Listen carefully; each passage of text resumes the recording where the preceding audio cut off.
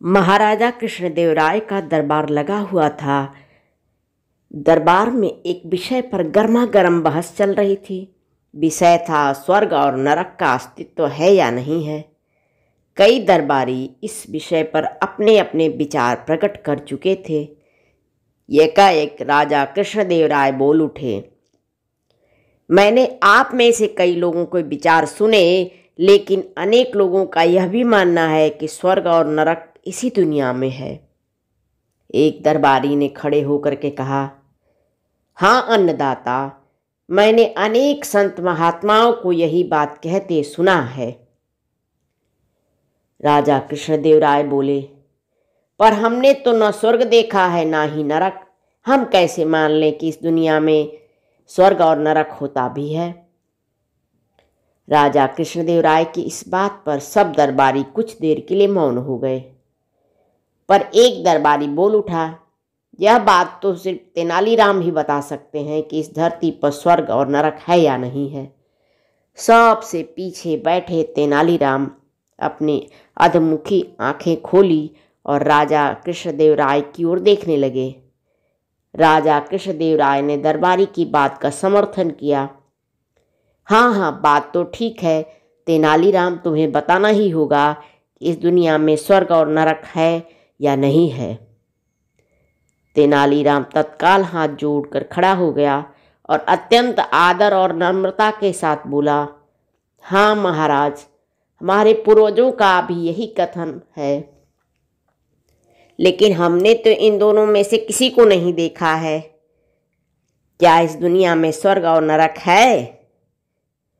महाराज, इस धरती पर हर जगह स्वर्ग और नरक है।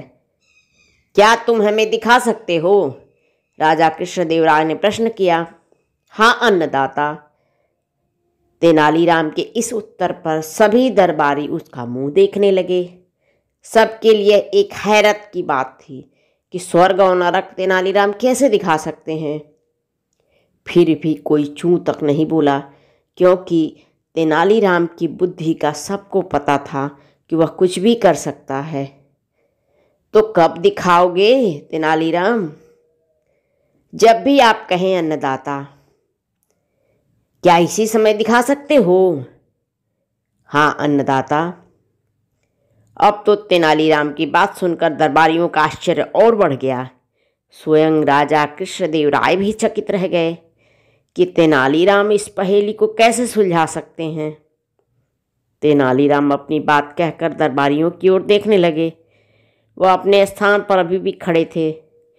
कुछ रुककर बोले, लेकिन महाराज, इसके लिए आपको थोड़ी सी तकलीफ करनी पड़ेगी। बोलो बोलो, मुझे कैसी तकलीफ करनी पड़ेगी? महाराज, आप किसी एक दरबारी को कहिए कि वह 15-20 घरों से अभी भिक्षा मांग के लाए। तेनालीराम की इस बात पर राजा कृष्णदेवराय सहित सभी दरबारियों को आश्चर्य हुआ। तेनालीराम का यह कैसा विचित्र सा अनुरोध है। महाराज, ऐसा करने का आप आज्ञा दें, तभी हम आपको दिखा सकते हैं। ठीक है, जैसा तुम कह रहे हो वैसा हो जाएगा।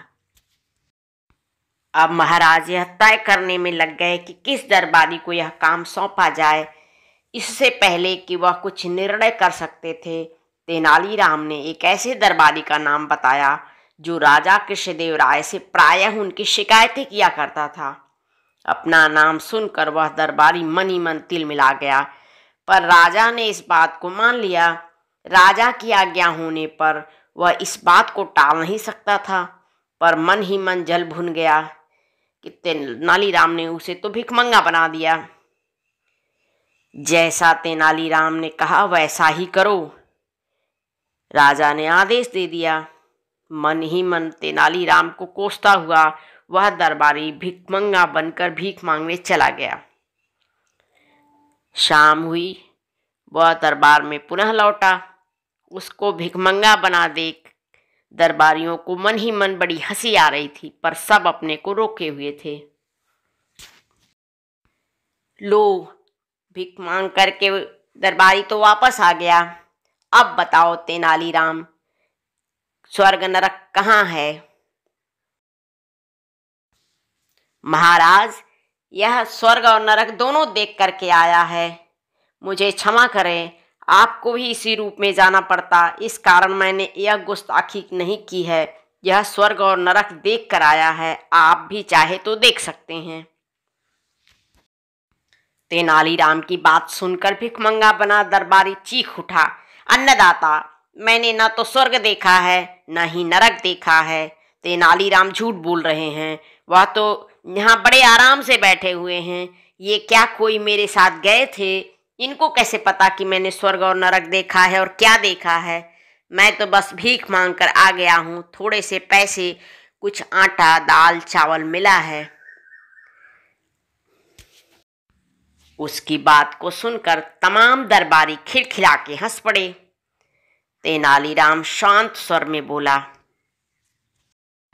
महाराज, मैं अभी स्पष्ट कर देता हूँ, कृपया इनसे पूछिए कि भीख मांगते समय किस घर में इसने क्या देखा है। हाँ हाँ बताओ, तुमने क्या देखा है? अन्नदाता, अधिकांश घरों में केवल महिलाएं थी। एक संपन्न परिवार में पति पत्नी आपस में लड़ रहे थे।